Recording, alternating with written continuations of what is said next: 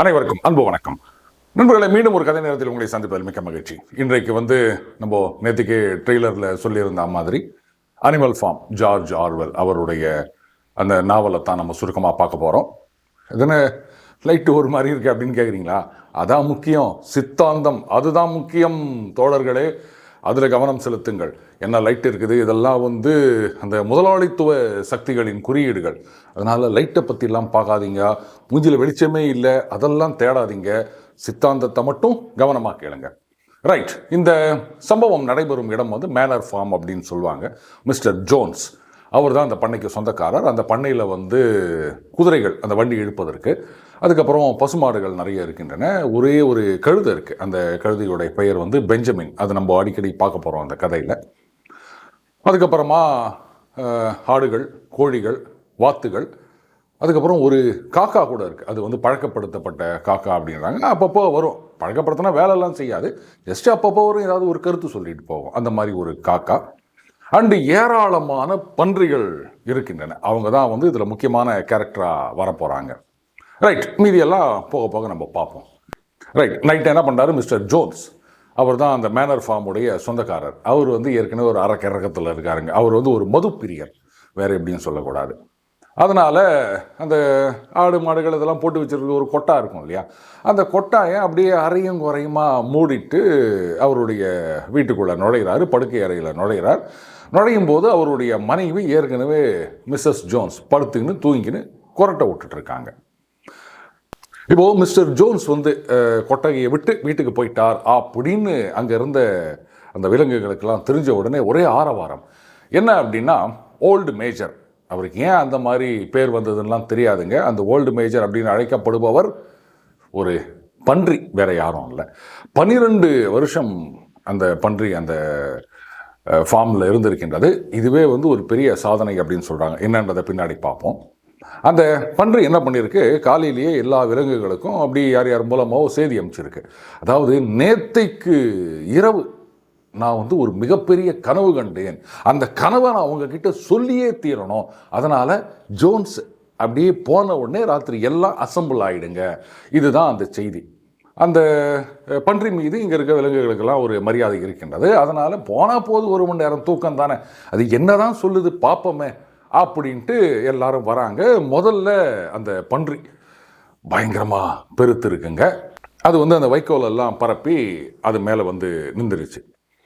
நீந்த உடனே எதிர்க்க பார்த்தீங்கன்னா இந்த பன்றிகள் குட்டியும் குழுவாமல் இருக்குதுங்க. அதெல்லாம் ஒரு அரை வட்டமாக ஃபர்ஸ்ட் ரோவில் உட்காந்துக்கிறாங்க.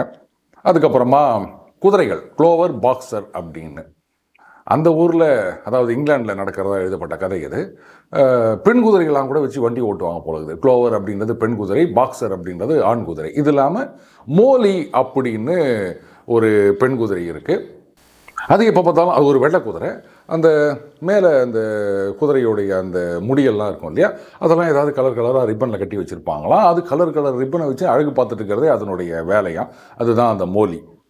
இப்போது அந்த குதிரைகள் விட்டன, மாடுகள் விட்டன. அந்த பெஞ்சமின் கழுதை இருக்கு இல்லையா, அதை பற்றி குறிப்பாக சொல்லணும்னா, அது பெரும்பாலும் அது யாரோடும் அவ்வளோ பேசாது. ஆனால் அந்த பாக்ஸர்ன்ற ஆண் குதிரை இருக்கு இல்லையா, இவங்க 2 பேரும் தான் பயங்கர தோஸ்தான். அந்த பெஞ்சமின் வாயை திறந்தது அப்படின்னா ஏதாவது நக்கலா குத்தரா மாதிரி ஏதாவது சொல்கிறதுக்கு தான் பெரும்பாலும் வாயை திறக்குமா.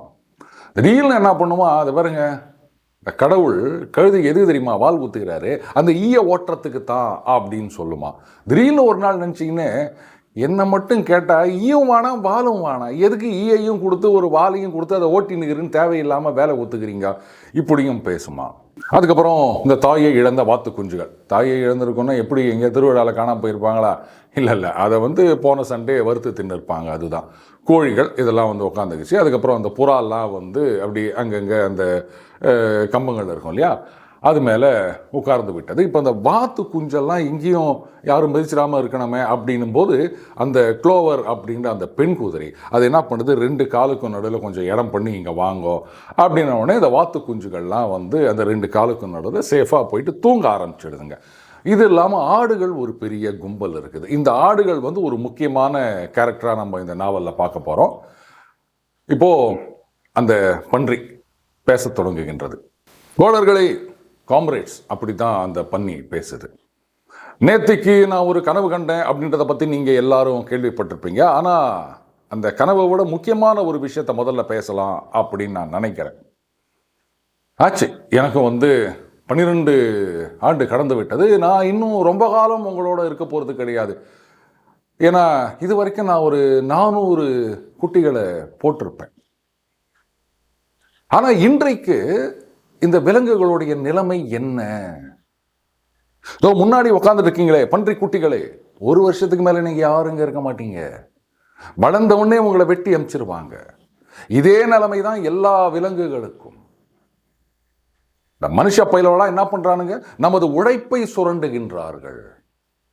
நாம ஏதோ உயிரோடு இருக்கிற அளவுக்கு நமக்கு சாப்பாடு போடுறாங்க. ஆனா அந்த உழைப்பை எல்லாம் அப்படியே சுரண்டி சுரண்டி செல்வத்தை சேர்த்துக் கொள்வது மனுஷ பயிலுவ. நம்மளோட நிலைமை பாக்ஸர் குதிரையே, உடம்புல சத்து இருக்கிற வரைக்கும் தான் உனக்கு ஏதோ கொஞ்சம் நஞ்சம் போடுற தீனியும். சத்து குறைஞ்சிடுத்து உன்னுடைய எலும்புல பலம் இல்லாம போயிடுச்சு அப்படின்னு சொன்னா கொஞ்சம் கூட கவலையே படாம உன்னையும் கசாப்புக்காரங்கிட்ட வித்துருவான். அவன் அந்த வேட்டை நாய்கள் அதுக்கெல்லாம் தீனி போடுறதுக்காக உன்னை அப்படியே துண்டு துண்டு துண்டு துண்டா வெட்டி உப்பு கண்டம் போட்டுருவான். ஆனால் இதுதான் இயற்கையின் விதியா? மனிதர்கள் எல்லாம் நம்ம உழைப்பை சுரண்டி தின்று கொண்டே இருக்கணும், விலங்குகள் எல்லாம் அவங்களுக்கு வேலை செஞ்சுட்டே இருக்கணும், இப்படித்தான் விதிக்கப்பட்டிருக்கின்றதா அப்படின்னா கிடையாது. இந்த இங்கிலாந்து இதுல ஏராளமாக உணவு விளைகின்றது. எல்லாருக்கும் அப்படியே வாரி வழங்குற அளவுக்கு உணவு கிடைக்கின்றது. ஆனா நமக்கெல்லாம் ஏதோ உயிர் ஒட்டிட்டு இருக்க வரைக்கும் தான் அந்த உணவு கிடைக்கின்றது. அந்த உயிர் ஒட்டி இருக்கணும், அதுக்காக மட்டும்தான் அந்த உணவு வழங்கப்படுகின்றது. ஏதோ இந்த கோழிகள் இத்தனை வருஷத்துல எத்தனை முட்டை போட்டிருப்பீங்க, அதெல்லாம் குஞ்சு பொரிச்சுதா? அந்த முட்டையெல்லாம் தின்னது யாரு? ஏதோ பசுக்கள் இருக்கின்றீங்களே, எவ்வளவு பால் கொடுக்குறீங்க? இந்த பாலெல்லாம் உங்க கன்று குட்டிகள் குடிக்க வேண்டியது. ஆனா அதெல்லாம் யார் குடிச்சு நிற்கிறாங்க? நல்ல சீதோஷ்ண நிலை இருக்கின்றது இங்கிலாந்துல, எல்லாரும் சந்தோஷமா இருக்கலாம். ஆனால் இந்த விலங்குகளுக்கு சுதந்திரம் என்றைக்குமே கிடையாது, சந்தோஷம் அப்படின்றதுமே கிடையாது. நாமெல்லாம் அடிமைகளாக இருக்கின்றோம். நமது உழைப்பை சுரண்டி சுரண்டி அந்த மனிதன் கொடுத்து கொண்டிருக்கின்றான். இதுக்கெல்லாம் என்ன காரணம் அப்படின்றது கூட தெரியாம நாம பறந்ததுலேருந்து சாகர வரைக்கும் உழைச்சு உழைச்சு கொட்டி நிற்கிறோம் அந்த மனுஷனுக்கு. மனுஷனால சொந்தமா முட்டை போட முடியுமா? மனுஷனால அந்த வண்டி இழுக்க முடியுமா? மனுஷனால அந்த ஏற்கலப்பையை வச்சுட்டு பூமியை உழ முடியுமா? எதுவுமே செய்ய முடியாது மனுஷனால. ஆனா எல்லா வேலையும் நம்மளை வச்சு வாங்கிக்கிறான். வேலை செய்யறது நம்ம, இந்த உணவை விளைவிப்பது நாம. ஆனா பலனெல்லாம் அந்த மனுஷனுக்கு. எத்தனை நாளைக்கு அவன் இந்த மாதிரியை ஏமாத்திட்டு இருப்பான்? காம்ரேட்ஸ், இதுல இருந்து உங்களுக்கு புரியலையா? நம்மளுடைய கஷ்டங்களுக்கெல்லாம் காரணம் அந்த மனுஷன். அந்த மனுஷனை அடிச்சு துரத்திட்டோம் அப்படின்னு சொன்னா ஒரே நாள்ல நாமெல்லாம் அப்படியே சுதந்திர காற்றை சுவாசிப்போம், பெரிய பணக்காரங்களாயிடுவோம். இந்த நமது சுதந்திரம் அண்டு செல்வம் இது ரெண்டுத்துக்கும் தடையாக இருப்பது மனுஷ பயல்கள். அவங்கள அடிச்சு விரட்டணும். புரட்சி செய்தால் மட்டும்தான் இதெல்லாம் சாத்தியமாகும். இந்த மனிதர்களை அடித்து விரட்ட முடியும். நம்மை சுரண்டி பிழைக்கும் மனிதர்களை அடித்து விரட்ட முடியும். ஆனால் அந்த புரட்சி எப்போ வரும்ன்றது எனக்கு தெரியாது.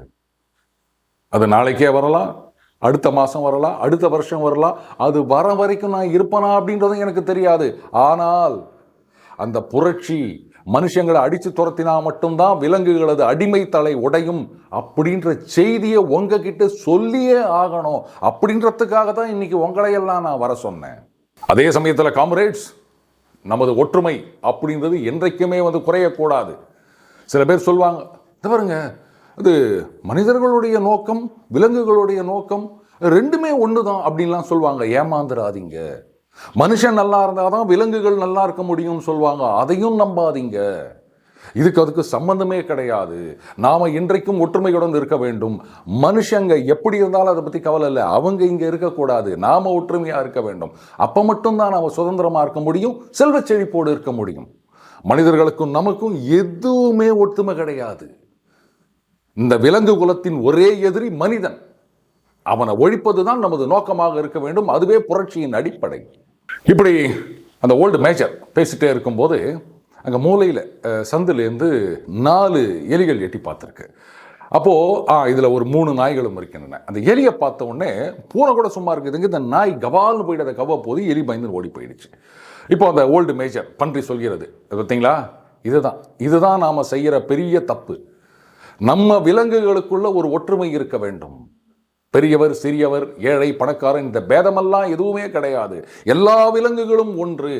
All are equal, all animals are equal. முதல்ல ஒன்றை புரிஞ்சுக்கங்க, 2 கால் கெட்டது, 4 கால் நல்லது. அந்த 4 கால் அப்படி இல்லைன்னா சிறகுகள், அது இருந்தால் அவைகள் நல்லன. 2 காலில் இருக்கிற எல்லாமே கெட்டது. இதுதான் நமது ஒரே லட்சியமாக தாரக மந்திரமாக இருக்க வேண்டும் காம்ரேட்ஸ். இப்போ நாம் ஒரு முடிவெடுப்போம். அந்த எலிகள் நம்மை சேர்ந்தவர்களா இல்லையா, அவங்களும் காம்ரேட்ஸா அப்படின்றதுக்கு ஒரு ஓட்டெடுப்பு நடத்துவோம் அப்படின்னு இந்த பன்னி சொல்லுதுங்க. உடனே ஓட்டெல்லாம் எடுக்கிறாங்க. எல்லாரும் எலிகளும் நம்ம காம்ரேட்ஸ் அப்படின்னு சொல்கிறாங்க. ஆனால் 4 ஓட்டு மட்டும் எதிராக விழுந்திருக்கின்றது. அந்த 4 ஓட்டு யார் அப்படின்னு பார்த்தா இந்த 3 நாய்கள் ஒரு பூனை. அதனால் மெஜாரிட்டி படி எலிகளும் காம்ரேட்ஸ் தான் அப்படின்னு முடிவு பண்ணிட்டாங்க. இப்போ அந்த பன்றி சொல்கிறது, இந்த மனுஷ பயல்களோட கெட்ட குணத்தெல்லாம் நாம் கற்றுக்கக்கூடாது. ஒருத்தர் அடிக்கிறது கூடவே கூடாது. ரொம்ப ரொம்ப ரொம்ப ரொம்ப தப்பு. இன்னொன்று சொல்கிறேன், நாளைக்கே புரட்சி வெடித்து நாம் வெற்றி பெற்றோம் அப்படின்னு சொன்னாலும் இந்த மனுஷ பயல்கிட்ட இருக்க கெட்ட பழக்கத்தை நாம் யாரும் ஃபாலோ பண்ணக்கூடாது. என்னென்ன கெட்ட பழக்கங்கள்? மனுஷனை மாதிரி வீட்டில் வசிக்கக்கூடாது, மனுஷனை மாதிரி பெட்டில் படுத்து தூங்கக்கூடாது, மனுஷனை மாதிரி பணத்தை கையில் தொடக்கூடாது, மனுஷனை மாதிரி புகைப்பிடிக்கக்கூடாது, மனுஷனை மாதிரி மது அருந்தக்கூடாது, மனுஷனை மாதிரி இந்த மாமிசம் சாப்பிடக்கூடாது. இதெல்லாம் நாம் கற்றுக்கவே கூடாது. நாம விலங்குகள், நமக்குன்னு தனியாக அந்த சித்தாந்தம் இருக்கின்றது. மனுஷ பயலுடைய கெட்ட குணங்கள் எதையும் நம்ம ஃபாலோ பண்ணக்கூடாது அப்படின்றத அழுத்தம் திருத்தமாக சொல்லுதுங்க அந்த ஓல்டு மேஜர் பன்றி. இப்போ சொல்கிற நண்பர்களே, நேற்றுக்கு ராத்திரி நான் ஒரு கனவு கண்டேன்னு சொன்னேன் இல்லையா? அந்த கனவுல நான் என்ன பார்த்தேன் அப்படின்னு சொன்னால், நான் ஒரு சின்ன பன்னியாக இருக்கும் பொழுது எங்கள் அம்மா பன்னி எனக்கு ஒரு பாட்டு சொல்லி கொடுத்தாங்க. அந்த பாட்டு நான் முழுசும் பாடுவேன். ஆனால் அது காலம் போக போக எனக்கு மறந்து விட்டது. ஆனால் நேத்தைக்கு கனவுல அந்த பாட்டு முழுசும் எனக்கு நினைவுக்கு வந்தது. அந்த பாட்டை நான் சொல்லி கொடுக்குறேன், நீங்க எல்லாத கத்துக்கங்க. Beasts of England, beasts of England, இங்கிலாந்தின் அனிமல்களே, இங்கிலாந்தின் விலங்குகளே அப்படின்னு தொடங்குகின்ற அந்த பாட்டை எல்லாருக்கும் கற்றுக் கொடுக்குது. எல்லாம் அப்படியே அதை கோரஸா பாட ஆரம்பிக்கிறாங்க. என்னவோ கொட்டாயிலேருந்து சவுண்டு வருது அப்படின்னு கேட்ட உடனே மிஸ்டர் ஜோன்ஸ் வீட்டில் தூங்கிட்டு இருக்கார்ல, அவர் உடனே சரி ஏதோ ஓனாய் நரி வந்துச்சா தெரியலையே அப்படின்னு சொல்லிட்டு பக்கத்தில் இருக்க துப்பாக்கி எடுத்து டுமுக்குன்னு சொல்கிறாருங்க.